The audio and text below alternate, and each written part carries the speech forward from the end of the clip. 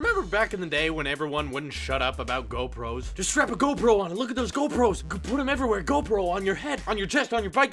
They go everywhere. Yeah, that turned out to be kind of a fad. You don't hear about that much anymore. GoPro's facing some problems. That company, if you didn't realize it, was kind of having a downturn. One of their later cameras, the Hero 4 Session, was like a really small camera and not a lot of people bought it. And I think they lost a ton of money on that. Their stocks went down and just a ton of people were not buying GoPros for a while. But I'm pretty excited to see that they're taking everything to the next step and trying to get back into the camera game with, of course, the Hero 5 family. So that family consists of two new cameras, one that looks like the Session that already exists, except it's a lot cheaper and it can do a lot more, and one, of course, called the regular Hero 5 Black that can also do quite a lot. Another thing they unveiled that is getting a lot of people excited is the GoPro Karma. Don't know why they went with that name, Karma.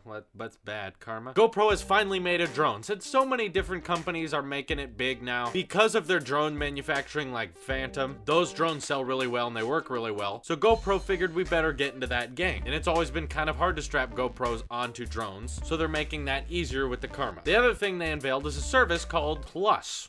Just very simple. And it's just a monthly service that's going to allow people to access their GoPro footage from anywhere. If you have Plus, your footage will be automatically uploaded to a server, GoPro's cloud, and you'll be able to access all of your GoPro files from anywhere. That's phone, laptop, whatever, as well as get access to like music libraries they have. They'll give you discount on the accessory store and the apparel store. So that's really cool. But how about those Hero 5 cameras, huh? Well, it seems like they're carrying over a lot of the specs of the Hero 4 Black Edition from before, as in 4K at 30 frames a second, Wi-Fi connectivity with your smartphones and tablets even, if you want to view that. And of course, the redesign on the Hero 5 Black Edition is that there's one button, which I don't know how I feel about. It says that once you press that button, the camera immediately turns on and starts recording. But what if you don't want to start recording? What if you want to view stuff? I'm sure there's a way to configure it. I haven't looked into it that deep. All I know is they simplified it, which I'm very much in favor of, given the old GoPros have like 3 buttons on the side, and I thought that was getting confusing, given there wasn't an easy layout. What they did, which was smart, was add a screen to the Hero 5, so you can actually see what you're filming. That's important, right? Yeah, they realized that the Hero 4 Silver Edition was selling really well because people actually like to see what they're filming. Crazy, right? So they've added that to the Hero 5, and luckily it's not at a whopping price of $500 like the Hero 4 Black Edition was. No, instead it's at $400, which is much more reasonable, and that Hero 5 Session starts at $300, which is great because it still has a lot of that 4K capability, as well as just high resolution frame rates, like 1440p